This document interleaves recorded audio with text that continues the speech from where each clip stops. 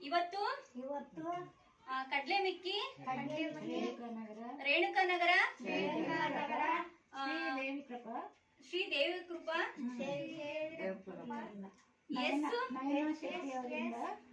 ವಿಠಲ್ ಶೆಟ್ಟಿಯವರ 4ನೇ ವರ್ಷದ ಪುಣ್ಯ ಸ್ಮರಣೆ. ಹಾಗಾಗಿ ನಮ್ಮ ಆಶ್ರಮಕ್ಕೆ ಒಂದು ದಿನದ ಅನ್ನ ಸಂತರ್ಪಣೆ ಮಾಡಿಸಿದ್ದಾರೆ. ಹಾಗಾಗಿ ಅವರ ಆತ್ಮಕ್ಕೆ ಆ ದೇವರಲ್ಲಿ ಶಾಂತಿ ಸಿಗಲಿ ಎಂದು ನಾವು ಪ್ರಾರ್ಥಿಸ್ತೀವಿ. ಅವ್ರ ಕುಟುಂಬಕ್ಕೆ ಅವ್ರ ಮಗಳಾದಂತ